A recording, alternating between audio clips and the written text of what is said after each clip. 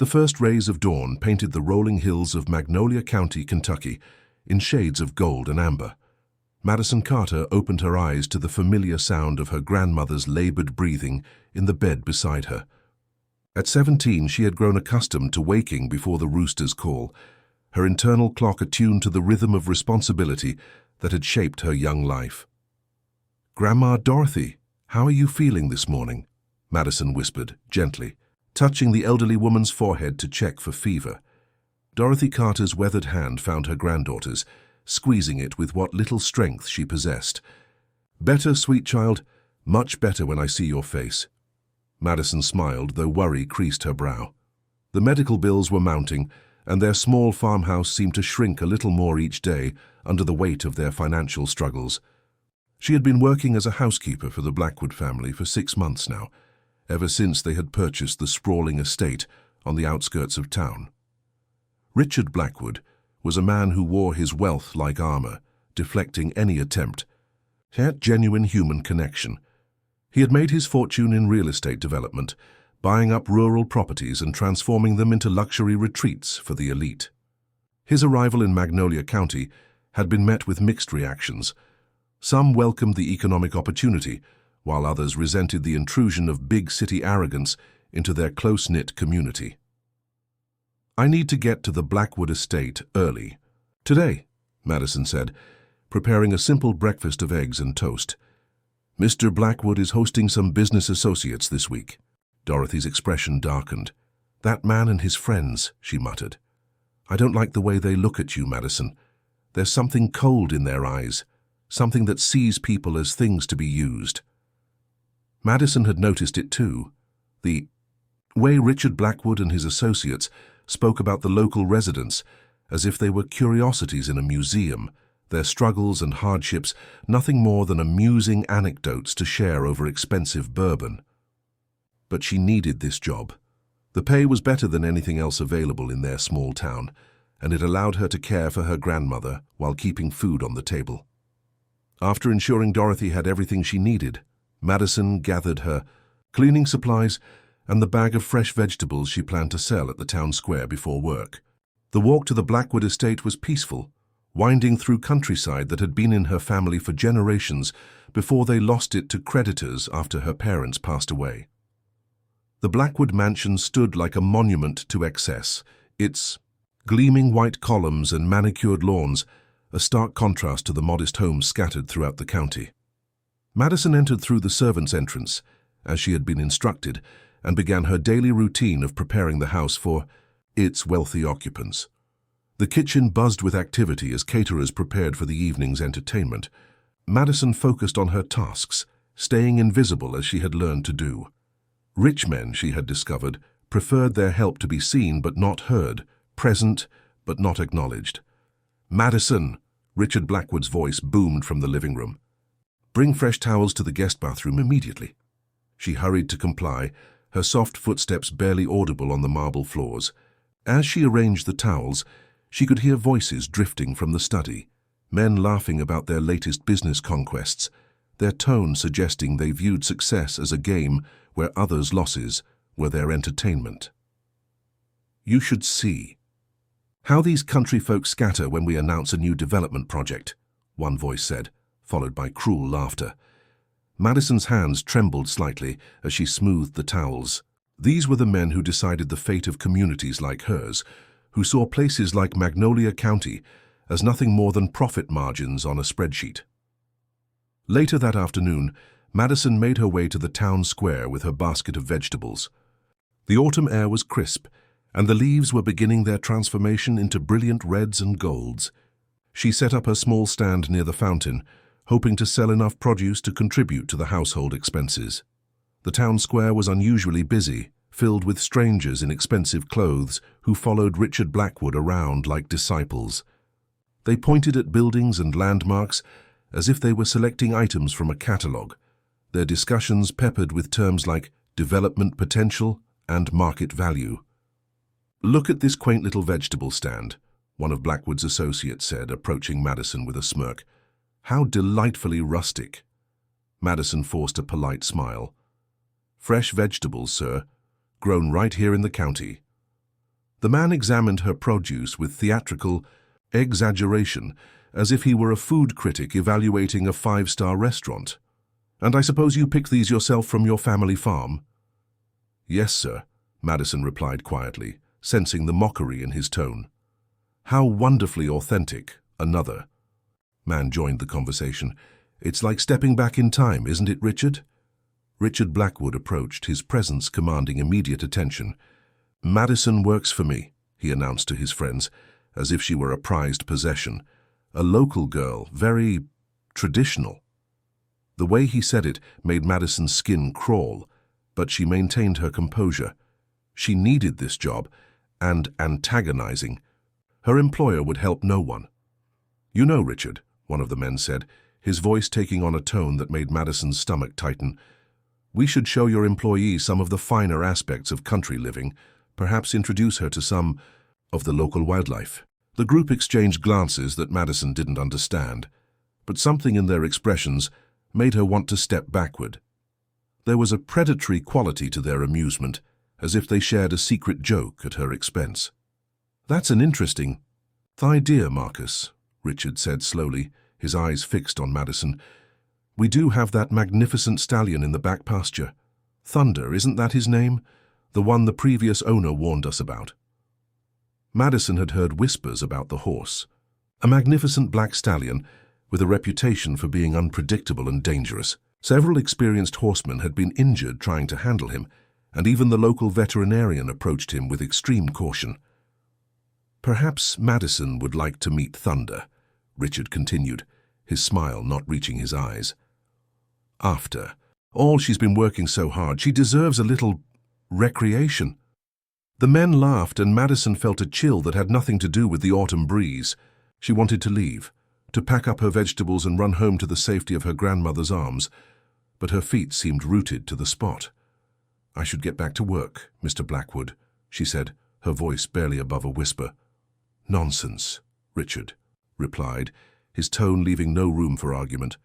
"My guests are interested in experiencing authentic country life, and you, my dear Madison, are going to help us with that experience." As the group began moving toward the estate, Madison found herself swept along by their momentum, unable to protest without risking her employment. She had no idea that this moment would change everything, that the next few hours would test her in ways she never imagined possible, and that her encounter with Thunder would reveal strengths she never knew she possessed. The walk back to the Blackwood estate felt longer than usual, weighed down by an atmosphere of impending dread that Madison couldn't shake.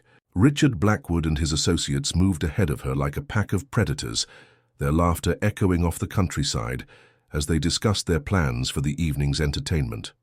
"The beauty of rural hospitality," Marcus was saying to another man named Vincent, "is how readily these people trust authority figures.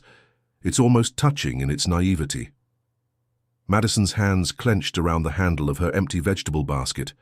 Every instinct told her to turn around and run, but the weight of responsibility anchored her feet to the path.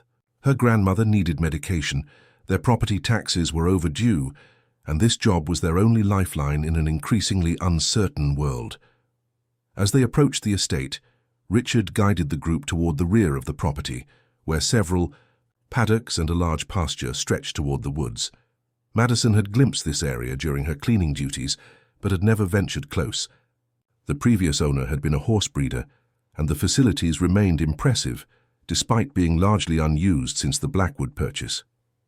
"There he is," Richard announced with theatrical flair, pointing toward a large paddock, where a magnificent black stallion stood in solitary splendor. "Thunder, 16 hands of pure muscle and attitude.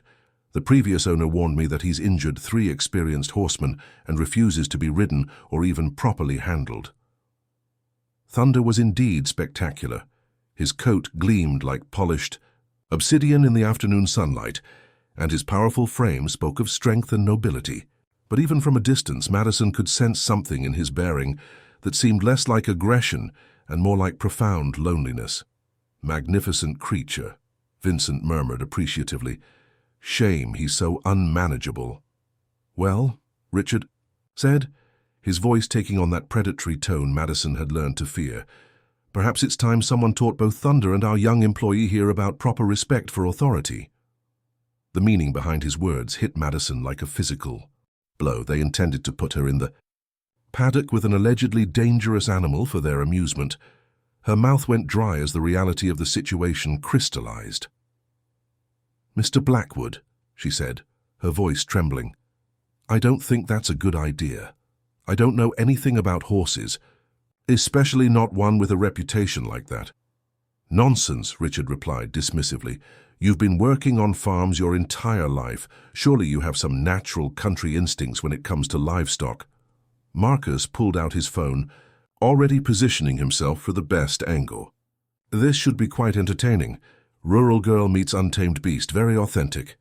Madison looked desperately toward the main house, hoping someone might intervene, but the other staff members were conspicuously absent. She was alone with these men and their twisted idea of entertainment. "I dropped my handkerchief in the paddock earlier," Richard said, producing a white cloth from his pocket that Madison was certain had never been anywhere near the enclosure. "Be a good girl and retrieve it for me." The request was phrased politely, but the underlying threat was unmistakable. Madison understood that refusing would mean losing her job, and with it, any hope of caring for her grandmother or maintaining their modest existence. With shaking hands, she approached the paddock gate.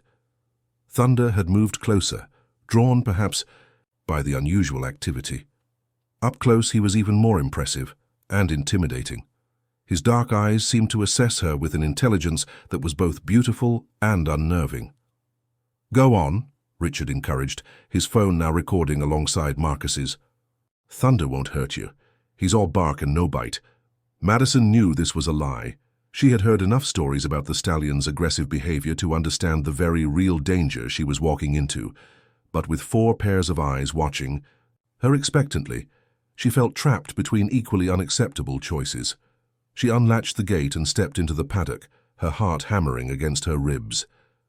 The moment she crossed the threshold, she heard the distinctive click of the latch being secured behind her. She was locked in. Thunder stood approximately 20 feet away, his massive head raised high as he studied this unexpected visitor. His nostrils flared as he caught her scent, and Madison could see the powerful muscles in his shoulders and chest tensing with potential energy. "Beautiful shot," she heard Marcus commenting from outside the fence. "The contrast between innocence and power is absolutely perfect." Madison wanted to scream at them, to demand they release her immediately, but fear had stolen her voice. She stood frozen in the middle of the paddock, acutely aware that any sudden movement might trigger the aggressive response that had injured other, more experienced handlers. Thunder began to move toward her, his hooves striking the ground with deliberate force. Each step seemed to echo like thunder, justifying his name. Madison closed her eyes, bracing herself for the impact she was certain would come. But instead of violence, she felt warm breath against her trembling hands. When she opened her eyes, Thunder stood directly in front of her, his massive head lowered so that his muzzle was just inches from her palm. His dark eyes, which she had expected to find wild and threatening, held an expression she could only describe as curious gentleness. Slowly, hardly daring to breathe, Madison raised her hand until her fingertips touched the soft skin of his nose. Thunder didn't flinch or pull away. Instead, he leaned into the contact, as if he had been waiting his entire life for this exact moment of connection. The voices outside the paddock had fallen silent. Madison could feel the weight of their stares, their confusion at witnessing. Something that defied their expectations. This wasn't the explosive confrontation they had anticipated for their entertainment. Thunder stepped closer, his massive body radiating warmth as he positioned himself protectively near Madison. She could feel his steady heartbeat through his coat, a rhythm that somehow calmed her own racing pulse. Without conscious thought, she found herself speaking to him in soft, soothing tones. "It's okay, boy," she whispered. "I'm scared too. But maybe we don't have to be scared together." The stallion's ears pricked forward at the sound of her voice, and he made a low rumbling sound that seemed more like a purr than anything threatening. Madison had never experienced anything like this connection before. It felt as if they were communicating on a level deeper than words or even conscious thought. "Open the gate," she called to the men outside, her voice stronger now than it had been all afternoon. There was a moment of hesitation before Richard stepped forward, clearly disappointed that his cruel entertainment had failed to produce the dramatic results he had anticipated. The latch clicked open, and Madison began moving slowly toward the exit, surprised when Thunder followed her to the gate. As she stepped outside the paddock, the stallion remained at the fence, his eyes fixed on her with an expression that seemed almost human in its intensity. Madison felt as if she was leaving behind a part of herself in that enclosure. "Well," Richard said, his voice tight with barely concealed irritation, "that was certainly unexpected." Madison didn't respond. She was still processing what had happened, trying to understand the profound connection she had experienced with an animal that everyone insisted was dangerous and unmanageable. "You can go home for the day," Richard continued, clearly eager to dismiss the anticlimactic conclusion to his planned spectacle. Madison nodded and began walking toward the main road, but she could feel Thunder's eyes following her every step. When she reached the edge of the property and turned back for one last look, the stallion was still standing at the fence as if he was waiting for her return. The walk home passed in a blur of conflicted emotions. Madison felt simultaneously exhausted and exhilarated, violated and empowered. She had survived an ordeal designed to humiliate her, but in the process, she had discovered something extraordinary about herself and about the capacity for understanding between different species. When she arrived at the small farmhouse, Dorothy was waiting on the porch, her weathered face creased with worry. "Child, you look like you've seen a ghost," her grandmother said, rising from her rocking chair with effort. Madison collapsed into Dorothy's arms, finally allowing herself to release the tears she had been holding back. As she sobbed against her grandmother's shoulder, she tried to find words to explain what had happened, but the experience felt too profound and too personal to capture in mere language. "Hush now," Dorothy murmured, stroking Madison's hair. "Whatever happened today, you're home safe now. That's what matters." But Madison knew that safety was a relative concept. Tomorrow she would have to return to the Blackwood estate to face Richard and his associates and their inevitable questions about what they had witnessed. She would have to pretend that nothing significant had occurred, that her moment with Thunder had been just an amusing curiosity rather than a life-changing revelation. As night fell over Magnolia County, Madison lay in bed listening to her grandmother's gentle snoring, but sleep eluded her. Her mind kept returning to the paddock, to the feeling of Thunder's breath against her palm, and the profound understanding that had passed between them. She had no way of knowing that this encounter was just the beginning of a journey that would transform not only her own life, but the entire community that had written her off as just another struggling farm girl with limited prospects. 3. Days had passed since the incident at the paddock, and Madison found herself dreading her return to the Blackwood estate. The story had already begun circulating through Magnolia County in whispered conversations and knowing glances. She could feel the weight of judgment from neighbors who saw her as nothing more than a domestic worker who had gotten too close to her station. At the general store, Mrs. Henderson had made a point of commenting loudly about young girls who don't know their place around dangerous animals. At school, Madison's classmates whispered behind her back, some mocking her for being involved in what they saw as a publicity stunt, others expressing genuine concern for her safety. "You shouldn't go back there," her best friend Sarah had told her during lunch. "Everyone knows those men are trouble. My dad says they're planning to tear down half the county to build some kind of resort." But Madison couldn't abandon her job, no matter how uncomfortable the situation had become. Dorothy's medical expenses were mounting, and their small savings account was nearly depleted. Every morning, she forced herself to walk the familiar path to the estate, enduring Richard Blackwood's cold stares and his associates' barely concealed amusement. On Thursday morning, as Madison was cleaning the guest bathroom, she overheard a conversation that made her blood run cold. The video. "From the paddock is absolutely priceless," Marcus was saying to Richard. The look on her face when she realized she was trapped was perfect. Pure, authentic terror. "It's a shame Thunder didn't perform as expected," Richard replied with disappointment. "I was hoping for something more dramatic." "Still, it shows how easily these rural types can be manipulated. It could be useful for our presentation to the development board next month." Madison's hands trembled as she gripped her cleaning cloth. They had recorded everything, treating her fear and humiliation as entertainment to be shared with others. She felt a wave of nausea as she realized her most vulnerable moment had been captured and was being discussed as if it were a commercial advertisement. That afternoon, as Madison walked through the town square on her way home, she noticed a weathered pickup truck parked near the fountain. An elderly man with silver hair and kind eyes was examining the area around the Blackwood estate through a pair of binoculars. "Excuse me, young lady," the man called out as Madison passed. "You wouldn't happen to be the girl who was in the paddock with Thunder a few days ago, would you?" Madison's immediate instinct was to deny it, but something in the man's tone suggested genuine concern rather than morbid curiosity. "Yes, sir," she admitted quietly. The man extended a weathered hand. "Name's Frank Morrison. I used to train horses for the previous owner of that estate. Heard about what happened, and I wanted to meet the young woman who managed to connect with that stallion." Frank Morrison's name was legendary in Kentucky horse circles.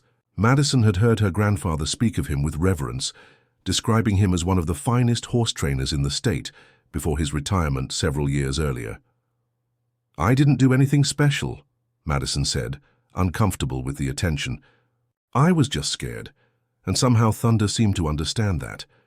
Frank studied her with the intensity of someone who had spent decades reading both horses and people. "Fear is honest," he said finally.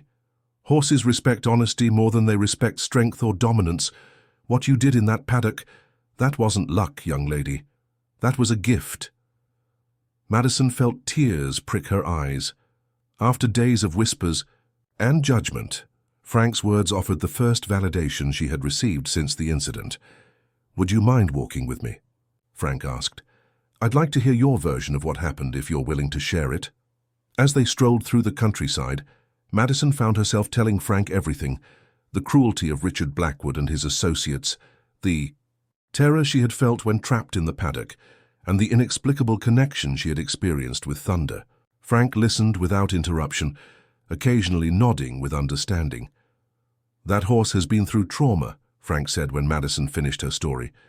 "The previous owner tried to break him using traditional methods: force, dominance, intimidation.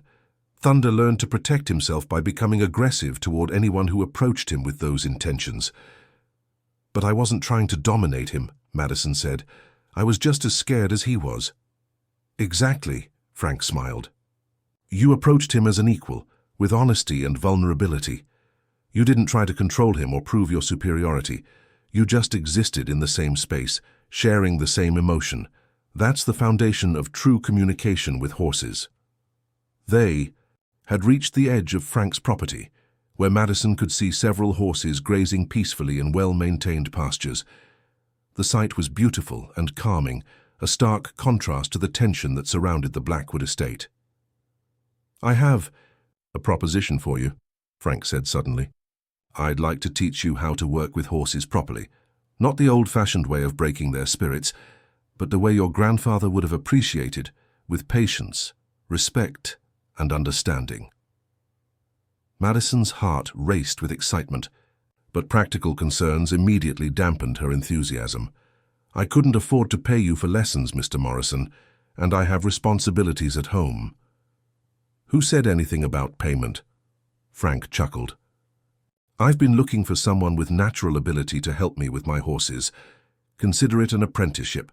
You work with me in the evenings and weekends, learn everything I can teach you, and in exchange, you help me maintain the property." The offer seemed too good to be true. Madison had always felt drawn to horses, but had never had the opportunity to learn proper horsemanship. Her family's financial struggles had made such luxuries impossible. "But what about Thunder?" Madison asked. "I keep thinking about him, wondering if he's okay." Frank's expression grew serious. "That's part of why I want to work with you. Thunder needs someone who understands him, and you've already proven you have that ability. Once you've learned the basics, we might be able to help him properly. Over the following weeks, Madison's life took on a new rhythm. She continued her work at the Blackwood estate during the day, enduring the ongoing tension and veiled hostility from Richard and his associates. But in the evenings, she found sanctuary at Frank's ranch, where she learned to read the subtle body language of horses, to approach them with confidence and respect, and to build relationships based on trust rather than fear.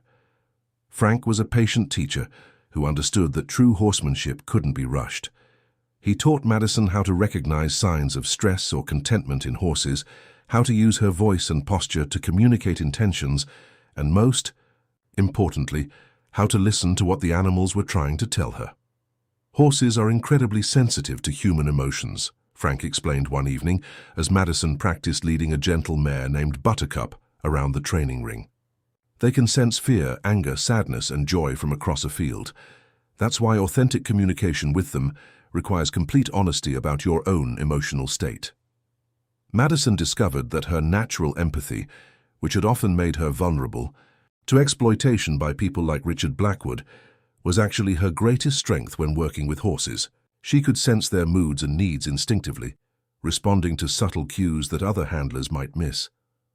As her skills developed, Frank began sharing stories of his own past. He had once been one of the most respected trainers in the state, working with championship bloodlines and training horses for prestigious competitions. But a scandal involving a horse's injury during a competition he was supervising had destroyed his reputation, even though subsequent investigation proved he was not at fault. "I lost everything," Frank told Madison one evening as they watched the sunset from his porch.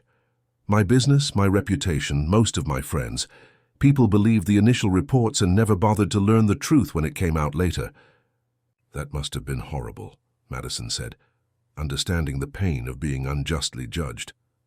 "It was," Frank nodded. "But it also taught me something valuable. Sometimes the worst things that happen to us reveal who we really are and what we're truly capable of achieving. Your experience with Thunder wasn't the end of your story, Madison. It was the beginning." As autumn deepened into winter, Madison's confidence grew along with her skills. She could now handle horses that other people found difficult, using techniques that emphasized partnership rather than dominance. Word of her abilities began to spread quietly through the county's horse community. It was during a particularly cold December evening that Frank made an announcement that would change everything.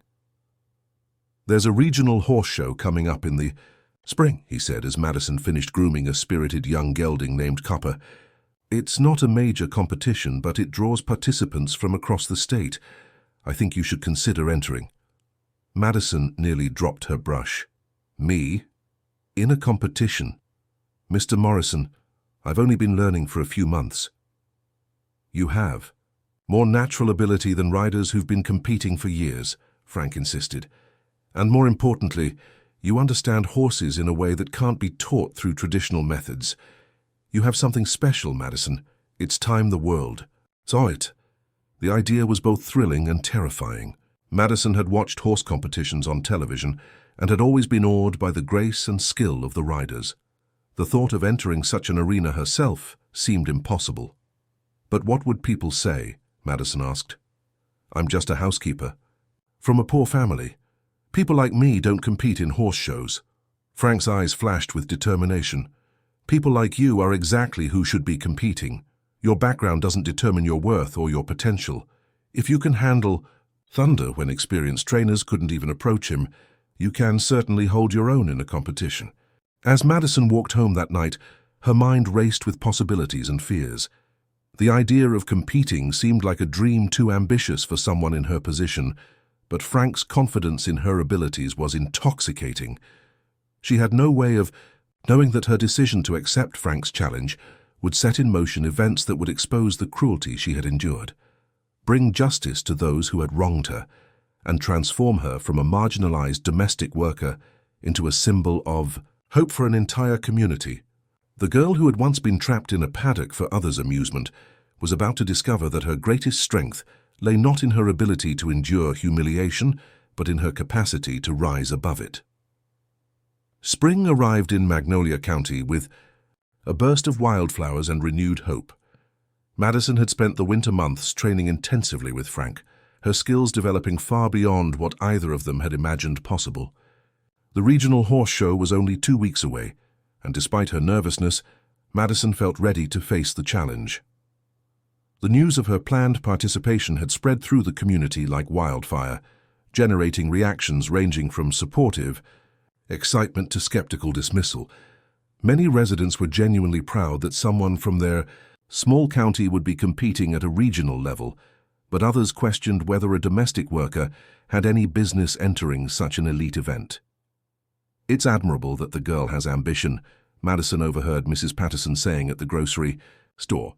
"But these competitions are for people with proper breeding and training. She's likely to embarrass herself and our entire county." But for every discouraging voice, there seemed to be 2 offering support. Sarah's father had volunteered to help transport Madison's borrowed horse to the competition, and several local businesses had offered small sponsorships to help cover entry fees and equipment costs. The most surprising development came on a Tuesday morning when Madison arrived at the Blackwood estate for work. Richard was waiting for her in the kitchen, his expression uncharacteristically serious. "I hear you're planning to make a spectacle of yourself at some horse show," he said without preamble. Madison straightened her shoulders, drawing on the E. Confidence Frank had helped her develop. "I'm entering a regional competition, yes, sir." "With what horse?" Richard demanded. "Surely you don't think that old man Morrison has anything worthy of serious competition?" Madison remained silent, knowing that any response would likely provoke further antagonism. Richard studied her for a long moment before speaking again. "I have a proposition," he said finally. "You can ride Thunder in your little competition." The offer was so unexpected that Madison nearly gasped aloud. Richard's smile was predatory, and she immediately suspected an ulterior motive. "Thunder hasn't been ridden by anyone," Madison said carefully. "And you said yourself that he's dangerous." "Perhaps," Richard shrugged, "but you seem to have some kind of special connection with him. Consider it my contribution to local entertainment." Madison understood immediately that Richard was setting her up for public humiliation. He expected Thunder to refuse to be ridden or to behave unpredictably during the competition, creating a spectacle that would embarrass both Madison and the entire county. "I'll need to discuss it with Frank," Madison said, knowing she couldn't make such a momentous decision alone. "Of course," Richard agreed, his smile widening. "Take all the time you need. I'm confident you'll make the right choice." That evening, Madison shared Richard's offer with Frank, who listened with growing concern. "It's a trap," Frank said immediately. "Blackwood wants you to fail publicly. Thunder is an incredible horse, but he's never been properly trained for competition riding. The risk is enormous." "But what if we could work with him?" Madison asked. "You've always said that Thunder just needs someone who understands him. What if this is our chance to prove that patience and respect can accomplish what force and dominance never could?" Frank was quiet for a long time, his experienced eyes studying Madison's determined expression. "It would mean starting from the very beginning with Thunder. We'd have less than 2 weeks to establish trust, teach him to accept a saddle and rider, and prepare him for the stress of competition. It's probably impossible." "Probably," Madison agreed, "but not definitely." The next morning, Madison and Frank approached Thunder's paddock together. The stallion had been largely ignored since the Blackwood purchase, receiving basic care but no real attention or training. When he saw Madison approaching, his ears pricked forward with recognition and he moved toward the fence with obvious eagerness. "Hello, beautiful boy," Madison said softly, extending her hand. Thunder nuzzled her palm, making the low rumbling sound that had become their private greeting. Working with Thunder proved to be both easier and more difficult than Frank had predicted. The stallion's trust in Madison was absolute, but his previous, traumatic experiences with traditional training methods had left him deeply suspicious of equipment, like saddles and bridles. Every step required infinite patience and careful attention to Thunder's emotional state. "You're asking him to overcome years of negative conditioning in a matter of days," Frank warned as they worked through Thunder's resistance to wearing. a saddle. Even with your connection, this might be too much to accomplish in such a short time. But Madison persisted, spending every available moment at the paddock, gradually introducing Thunder to the concepts and equipment he would need to accept for competition. She spoke to him constantly, explaining each new experience and reassuring him that she would never betray his trust. The breakthrough came on a Thursday evening, just 5 days before the competition. Thunder finally allowed Madison to mount, him for the first time, standing perfectly still as she settled into the saddle. When she gently urged him forward, he responded with the grace and power that had always been his birthright, moving as if they had been partners for years rather than weeks. Frank watched in amazement as Madison and Thunder navigated the basic patterns that would be required in competition. "I've never seen anything like it," he murmured. "It's as if you two share the same mind." Word of Madison's progress with Thunder spread quickly through Magnolia County, and suddenly the regional competition became the most anticipated event in recent memory. Local news stations began covering the story of the young housekeeper who was attempting to compete on a supposedly untrainable horse. The day of the competition dawned bright and clear, with a spring breeze that carried the scent of blooming dogwood and fresh grass. Madison arrived at the fairgrounds early, her borrowed trailer carrying both Thunder and the hopes of an entire community. The other competitors were everything Madison had expected: expensively dressed riders with professionally trained horses, serious faces, and an air of belonging that she envied. She could feel their stares and hear their whispered comments about the amateur from nowhere, who thought she belonged in their exclusive world. "Ignore them," Frank advised, as he helped Madison prepare Thunder for their first event. "You belong here as much as anyone. Your horse is magnificent, your preparation has been thorough, and your heart is pure. That's more than most of these people can claim." Thunder seemed to sense the importance of the day, his bearing proud and alert as Madison led him toward the competition ring. When their turn came, Madison mounted with practiced ease, feeling the familiar connection flow between them as they entered the arena. The jumping course was challenging, with 12 obstacles of varying heights and complexities. Madison had walked the course 3 times, memorizing every turn and distance, but she knew that Thunder had never faced anything quite like this environment. As they began their run, Madison felt Thunder's initial tension give way to focused concentration. He cleared the first jump with room to spare, his powerful hindquarters propelling them forward with athletic grace. Jump after jump, they moved as a single entity, Madison's subtle cues guiding Thunder through the course with precision and style. The crowd, which had been politely applauding the previous riders, erupted in genuine enthusiasm as Madison and Thunder completed their round with only 1 rail down, a result that placed them in 3rd position overall. But the real triumph wasn't the ribbon or the placement. It was the look of pure joy on Thunder's face as he pranced out of the arena, ears forward and head high with pride. Madison had given him the opportunity to show the world what he was truly capable of when treated with respect and understanding. As Madison was cooling Thunder down after their final event, a commotion near the entrance to the fairgrounds caught her attention. A crowd was gathering around someone's phone, voices rising in excitement and outrage. "Madison," Sarah called out, running toward her with her own phone in hand. "You need to see this. Someone leaked the video of what Blackwood did to you." Madison's blood turned cold as Sarah showed her the screen. The video was grainy but unmistakable, herself trapped in the paddock, while Richard Blackwood and his associates laughed and recorded her terror. The audio was crystal clear, capturing their cruel comments and obvious enjoyment of her humiliation. "It's everywhere," Sarah continued breathlessly. "Social media, news websites, local television. People are furious about what they did to you." Within hours, the video had gone viral, generating national attention and widespread condemnation. News crews descended on Magnolia County, seeking interviews with Madison and demanding answers from Richard Blackwood about his treatment of a local employee. The response from the community was swift and decisive. Local businesses announced They would no longer work with Blackwood's development company. The County Planning Commission called an emergency meeting to review his proposed projects. Most importantly, people who had previously dismissed Madison as just a housekeeper began to see her as a symbol of dignity and resilience in the face of unconscionable treatment.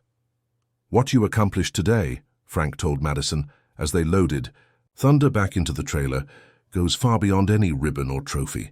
You proved that respect and understanding can overcome prejudice and cruelty. You showed everyone that true strength comes from compassion, not dominance." The weeks following the competition brought changes that transformed not only Madison's life but the entire character of Magnolia County. Richard Blackwood and his associates left town quietly, their development plans abandoned in the wake of public outrage.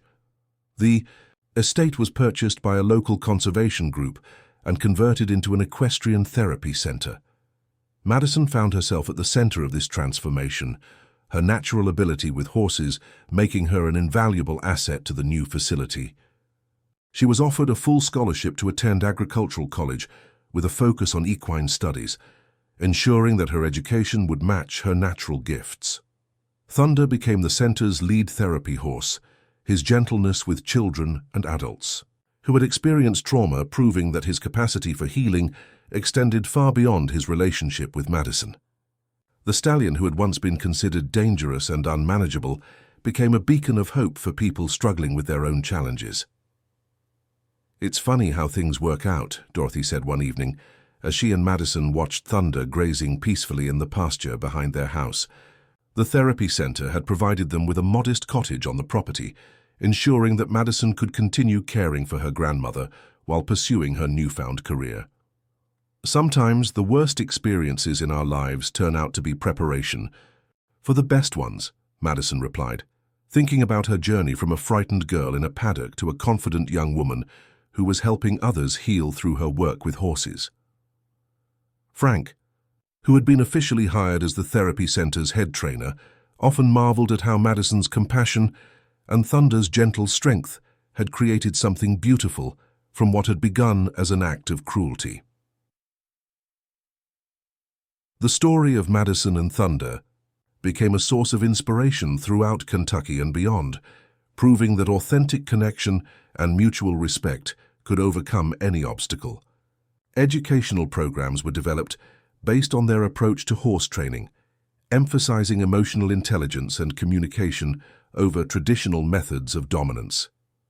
As Madison entered her final year of high school, she looked forward to beginning her formal education in equine studies while continuing her work at the therapy center. She had discovered that her gift for understanding horses extended to helping people overcome their own fears and traumas. The girl who had once cleaned houses for wealthy men who saw her as disposable had become a leader in her community, a symbol of the power that comes from refusing to accept others' limitations and fighting for dignity and respect. Thunder, grazing peacefully in the late afternoon sunshine, raised his head and nickered softly when he saw Madison approaching.